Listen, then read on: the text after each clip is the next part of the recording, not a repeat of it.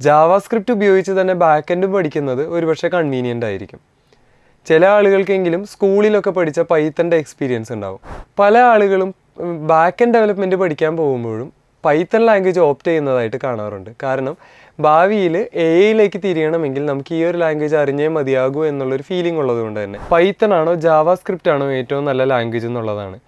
ചിലരൊക്കെ ചോദിച്ചു കണ്ടിട്ടുണ്ട് ജാവ പോലെയുള്ള ലാംഗ്വേജുകൾക്ക് ഭാവി ഉണ്ടോ എന്നുള്ളത്. ഇനി കമ്പനികൾ ഉപയോഗിക്കുന്ന ലാംഗ്വേജുകളോ ഫ്രെയിംവർക്കുകളോ നോക്കിക്കഴിഞ്ഞാൽ പലപ്പോഴും ഒരു കമ്പനിക്കകത്ത് ഒരൊറ്റ ലാംഗ്വേജോ ഫ്രെയിംവർക്കോ മാത്രമല്ല ഉപയോഗത്തിലുണ്ടാവുക എന്നുള്ളതും കാണാൻ പറ്റും. അടുത്തതായി നമുക്കൊരു ബാക്ക് എൻഡ് ലാംഗ്വേജ് അല്ലെങ്കിൽ ഫ്രെയിംവർക്ക് എങ്ങനെ ചൂസ് ചെയ്യാമെന്നുള്ളത് നോക്കാം. പൊതുവെ ഒരു ഡെവലപ്മെൻറ്റ് പഠിച്ചു തുടങ്ങുന്ന ആളെ സംബന്ധിച്ച് ഏറ്റവും അധികം കൺഫ്യൂഷൻ നിൽക്കുന്ന ഒരു ഭാഗമാണ് ബാക്ക് എൻഡിന് വേണ്ടി ഒരു ലാംഗ്വേജ് പഠിക്കുന്നതും അതുപോലെ തന്നെ ആ ലാംഗ്വേജിൽ ഒരു ഫ്രെയിംവർക്ക് എടുക്കുന്നതും. സോ അതിനെക്കുറിച്ചായിരിക്കും നമ്മൾ ഇത്തവണ ഇവിടെ പറയാൻ പോകുന്നത്. ആദ്യമേ എനിക്ക് ഏറ്റവും കൂടുതൽ കിട്ടിയിരിക്കുന്ന ക്വസ്റ്റ്യൻസിലൊന്ന് പൈത്തൺ ആണോ ജാവാസ്ക്രിപ്റ്റ് ആണോ ഏറ്റവും നല്ല ലാംഗ്വേജ് എന്നുള്ളതാണ്. ചിലരൊക്കെ ചോദിച്ചു കണ്ടിട്ടുണ്ട് ജാവ പോലെയുള്ള ലാംഗ്വേജുകൾക്ക് ഭാവി ഉണ്ടോ എന്നുള്ളത്. സോ ഇത്തരം ക്വസ്റ്റ്യൻസിന് ആൻസർ ചെയ്യാൻ കൂടിയാണ് ഈ ഒരു വീഡിയോ നമ്മൾ ചെയ്യുന്നത്. സോ ആദ്യമേ തന്നെ നമുക്കൊരു കാര്യം ചെയ്യാം, പഴയ ലാംഗ്വേജുകളുടെ കാര്യത്തിൽ നിന്ന് തന്നെ തുടങ്ങാം. ഫസ്റ്റ്ലി ജാവ പോലെയുള്ള PHP പോലെയുള്ള ലാംഗ്വേജുകൾക്ക് അത് കാലങ്ങളായിട്ട് ഇൻഡസ്ട്രിയിലുള്ള ലാംഗ്വേജുകളാണ്, ഒരുപാട് കാലങ്ങളായി. പക്ഷെ എന്നിരുന്നാലും ഈ പഴയ ലാംഗ്വേജുകളൊന്നും ഔട്ട്ഡേറ്റഡ് അല്ല, കാലപ്പഴക്കം ചെന്ന് അവസാനിക്കാൻ പോകുന്ന ലാംഗ്വേജുകളല്ല. കാരണം ഈ ലാംഗ്വേജുകളെ ബേസ് ചെയ്തിട്ടാണ് പല വലിയ ഫേമുകളും വർക്ക് ചെയ്യുന്നത്. അവരുടെ സിസ്റ്റംസ് എല്ലാം ഇതേ ലാംഗ്വേജുകളിലാണ് എന്നുള്ളത് കൊണ്ട് തന്നെ ആക്റ്റീവായിട്ട് തന്നെ അതത് ലാംഗ്വേജുകൾക്കുള്ള ഡെവലപ്പേഴ്സിനെ ഹയർ ചെയ്തുകൊണ്ടിരിക്കും. സോ ജാവ പോലെയുള്ള ലാംഗ്വേജുകൾ പഠിക്കുന്നത് ഒരിക്കലും ഒരു ടൈം വേസ്റ്റ് അല്ല, എപ്പോഴും ആ ലാംഗ്വേജുകൾക്കൊക്കെ ആവശ്യക്കാരുണ്ട്. അടുത്തത് ചിലപ്പോഴൊക്കെ ആളുകൾ ചോദിക്കുന്ന ക്വസ്റ്റ്യനാണ് ജാവാസ്ക്രിപ്റ്റ് പഠിച്ചിട്ട് കാര്യമുണ്ടോ അതോ ജാവയാണോ, ഈ ലാംഗ്വേജുകളിൽ ഏതാണ് ഫാസ്റ്റ്, ഏതിനാണ് പെർഫോമൻസ് എന്നുള്ള രീതിയിലുള്ള ക്വസ്റ്റ്യൻ കേൾക്കാറുണ്ട്. എനിക്ക് പറയാനുള്ളത് ലാംഗ്വേജുകൾ തമ്മിലുള്ള ഒരു പെർഫോമൻസ് ഡിഫറൻസ് ശരിക്കും പറഞ്ഞാൽ വളരെ നെഗ്ലിജിബിളാണ്. അപ്പോൾ നിങ്ങൾ എഴുതുന്ന കോഡ് അത് എത്രത്തോളം നല്ലതാണെന്നുള്ളതിനനുസരിച്ചിട്ടാണ് നിങ്ങളുടെ ആപ്ലിക്കേഷൻ എത്രത്തോളം പെർഫോമൻസിൽ വർക്ക് ചെയ്യുന്നു, എത്ര ഒപ്റ്റിമൈസ്ഡ് ആണെന്നുള്ളത് വരുന്നത്. ഏറ്റവും ഇമ്പോർട്ടൻസ് നിങ്ങളുടെ കോഡിനാണ്. അത് കഴിഞ്ഞിട്ടുള്ള ഇമ്പോർട്ടൻസ് മാത്രമേ നിങ്ങളുടെ ലാംഗ്വേജ് ഓഫ് ചോയ്സിന് വരത്തുള്ളൂ. പൊതുവേ വെബ് ആപ്ലിക്കേഷനുകളുടെ കാര്യത്തിൽ പൊതുവേ കാര്യമായിട്ടുള്ള ഡിഫറൻസസ് ഒന്നും ലാംഗ്വേജ് സെലക്ഷൻ വഴി നിങ്ങളുടെ പെർഫോമൻസിൽ ഉണ്ടാവാൻ പോകുന്നില്ല. അതുകൊണ്ട് തന്നെ ആ ഒരു കാര്യത്തിനെക്കുറിച്ച് ബോധർ ചെയ്യേണ്ട. ഇനി അടുത്തതായിട്ട് വരുന്നത് ഏറ്റവും അധികം നിങ്ങളെ മാറ്റർ ചെയ്യുന്നത് നിങ്ങളുടെ റിക്വയർമെൻറ്റ് എന്താണ്, ഈ പ്രോജക്റ്റിൽ നിന്ന് നിങ്ങളുടെ റിക്വയർമെൻറ്റ് എന്താണ്, അതുപോലെ തന്നെ നിങ്ങൾക്ക് കൺവീനിയൻ്റ് ആയിട്ടുള്ള ലാംഗ്വേജ് ഏതാണെന്നുള്ളതാണ് നിങ്ങളെപ്പോഴും ചൂസ് ചെയ്യേണ്ടത്. നിങ്ങളൊരു തുടക്കക്കാരനാണ്, നിങ്ങൾ ആദ്യമായിട്ട് ഒരു ലാംഗ്വേജ് പഠിക്കാൻ ശ്രമിക്കുന്ന ഒരാളാണെങ്കിൽ ഏറ്റവും നല്ലത് നിങ്ങൾക്ക് ഏറ്റവും കൺവീനിയൻ്റ് ആയിട്ടുള്ള പഠിക്കാൻ എളുപ്പമുള്ള ഒരു ലാംഗ്വേജ് ചൂസ് ചെയ്യുന്നതാണ്. ഒരു ഉദാഹരണത്തിന് HTML-ഉം CSS-ഉം ജാവാസ്ക്രിപ്റ്റും ഫ്രണ്ട് എൻഡിൽ തന്നെ പഠിച്ചു പോയ ഒരാളെ സംബന്ധിച്ച് ജാവാസ്ക്രിപ്റ്റ് ഉപയോഗിച്ച് തന്നെ ബാക്ക് എൻഡും പഠിക്കുന്നത് ഒരുപക്ഷെ കൺവീനിയൻ്റ് ആയിരിക്കും. ചില ആളുകൾക്കെങ്കിലും സ്കൂളിലൊക്കെ പഠിച്ച പൈത്തൻ്റെ എക്സ്പീരിയൻസ് ഉണ്ടാവും. അങ്ങനെയുള്ളൊരു സിറ്റുവേഷനിൽ അവർക്ക് പൈത്തൺ ആയിരിക്കും കുറച്ചുകൂടെ ഒരു ഫേവറബിൾ ആയിട്ട് തോന്നുക.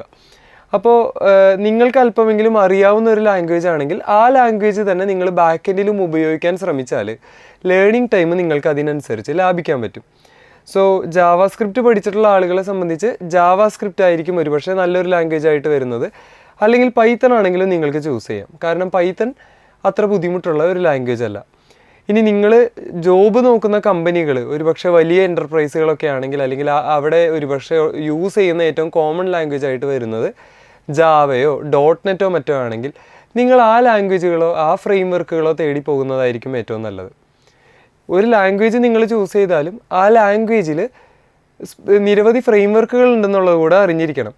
എന്ന് വെച്ചാൽ ഈ ലാംഗ്വേജ് ഉപയോഗിച്ചിട്ട് നിങ്ങൾക്ക് വെബ് ബാക്ക് എൻഡുകൾ നിർമ്മിക്കാൻ വേണ്ടിയിട്ട് ഫ്രെയിംവർക്കുകൾ പലതും അവൈലബിൾ ആണ്. ഒരു ഉദാഹരണത്തിന് ജാവാസ്ക്രിപ്റ്റ് പഠിച്ച ഒരാളെ സംബന്ധിച്ച് Express.js ആയിരിക്കും ഏറ്റവും പോപ്പുലർ ആയിട്ടുള്ള ഒരു ബാക്ക് എൻഡ് ചോയ്സ്. പൈത്തൺ പഠിക്കുന്ന ഒരാളെ സംബന്ധിച്ച് ഫ്ലാസ്ക് അതുപോലെ തന്നെ ജാങ്കോ പോലെയുള്ള ഫ്രെയിംവർക്കുകൾ അവൈലബിൾ ആണ്. ഈ ഫ്രെയിംവർക്കുകൾ ഉപയോഗിച്ച് അവർക്ക് ബാക്ക് എൻഡുകൾ നിർമ്മിക്കാൻ സാധിക്കും. ഇതിലേത് ഫ്രെയിംവർക്ക് യൂസ് ചെയ്യണമെന്നുള്ളത് ആക്ച്വലി നിങ്ങളുടെ റിക്വയർമെൻറ്റുകൾക്ക് അനുസരിച്ച് ഡിഫറൻ്റ് ആയിരിക്കും. എപ്പോഴും ഏറ്റവും നല്ലത് നിങ്ങൾക്ക് ഏറ്റവും സ്റ്റാർട്ടർ ഫ്രണ്ട്ലി ആയിട്ടുള്ള താരതമ്യേന നിങ്ങൾക്ക് പഠിച്ചെടുക്കാൻ എളുപ്പമുള്ള ഒരു ഫ്രെയിംവർക്ക് ചൂസ് ചെയ്യുക എന്നുള്ളതാണ് ഏറ്റവും അഡ്വൈസബിൾ ആയിട്ടുള്ള കാര്യം. ഇനി അതുകൊണ്ട് തന്നെ ജാവാസ്ക്രിപ്റ്റ് മാത്രം ഫ്രണ്ട് എൻഡ് മാത്രം കംപ്ലീറ്റ് ചെയ്തിരിക്കുന്ന ആളുകൾക്ക് ജാവാസ്ക്രിപ്റ്റ് ആയിരിക്കും ഞാൻ റെക്കമെൻഡ് ചെയ്യുന്നത്. അതുപോലെ തന്നെ ഫ്രണ്ട് എൻഡും അല്ലെങ്കിൽ പൈത്തൺ പോലൊരു അഡീഷണൽ ലാംഗ്വേജും പഠിക്കുന്നതിൽ പ്രശ്നമില്ല എന്നുണ്ടെങ്കിൽ നിങ്ങൾക്ക് പൈത്തൺ പോലൊരു ലാംഗ്വേജും ചൂസ് ചെയ്യുന്നത് എന്തുകൊണ്ടും നല്ലതായിരിക്കും ഒരു തുടക്കക്കാരെ സംബന്ധിച്ച്. നിങ്ങളുടെ ഗോൾസിനനുസരിച്ചിട്ടാണ് നിങ്ങൾ ഏത് ലാംഗ്വേജോ ഏത് ഫ്രെയിം വർക്കോ ചൂസ് ചെയ്യണമെന്ന് തീരുമാനിക്കാൻ. ഇനി ഇതിലെ മോസ്റ്റ് ഇമ്പോർട്ടൻറ്റ് ക്വസ്റ്റ്യൻ ആയിട്ട് പലപ്പോഴും കേൾക്കാറ് ജാവാസ്ക്രിപ്റ്റ് ആണോ പൈത്തൺ ആണോ ഇതിൽ ചൂസ് ചെയ്യാൻ ഏറ്റവും നല്ല ലാംഗ്വേജ് എന്നുള്ളതാണ്.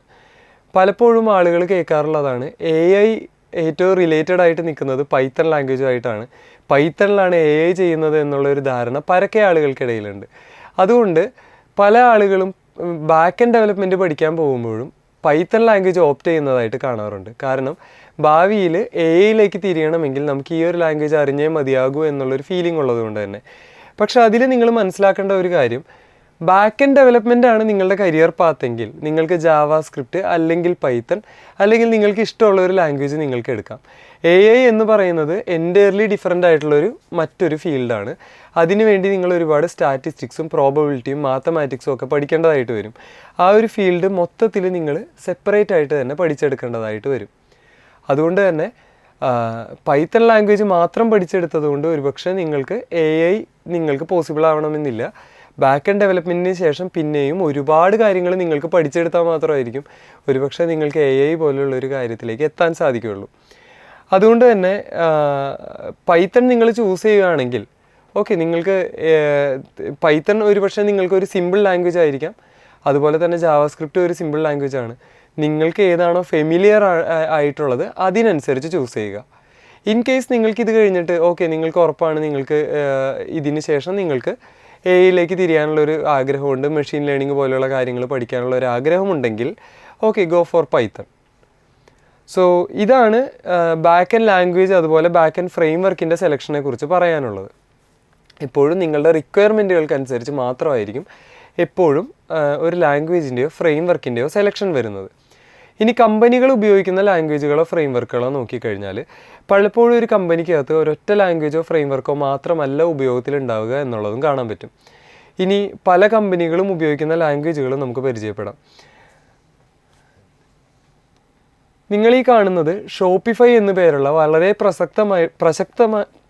വളരെ പ്രശസ്തമായിട്ടുള്ള ഒരു ഇ-കൊമേഴ്സ് വെബ്സൈറ്റിൻ്റെ ഒരു ഇ-കൊമേഴ്സ് ഫേമിൻ്റെ ടെക് സ്റ്റാക്കിനെ കുറിച്ചാണ്. നിങ്ങളൊന്ന് നോക്കിയാൽ ഇവിടെ കാണാൻ സാധിക്കും റൂബി ഓൺ റെയിൽസ് എന്നു പേരുള്ള ഒരു ഫ്രെയിം വർക്ക് ഉപയോഗിച്ചിട്ടാണ് ഇവർ ഇത് ചെയ്തിരിക്കുന്നത്, ഈ ഒരു ഇ-കൊമേഴ്സ് പ്ലാറ്റ്ഫോം തന്നെ ചെയ്തിരിക്കുന്നത്. അപ്പോൾ ഒരുപക്ഷെ റൂബി ഓൺ റെയിൽസ് നിങ്ങളിൽ പലരും കേട്ടിട്ട് പോലും ഇല്ലാത്ത ഒരു ലാംഗ്വേജ് ആയിരിക്കും, ചിലർക്കെങ്കിലും പരിചയമുള്ള ഒരു ലാംഗ്വേജ് ആയിരിക്കും. സോ നിങ്ങളുടെ റിക്വയർമെൻ്റ് ആണ് അറ്റ് ദ എൻഡ് മാറ്റർ ചെയ്യുന്നത്, ഏത് ലാംഗ്വേജ് ഓർ ഏത് ഫ്രെയിം വർക്ക് ചൂസ് ചെയ്യണമെന്നുള്ളതിൽ. ഒരിക്കലും this particular language is better than that one എന്ന് നമുക്ക് പറയാൻ പറ്റില്ല.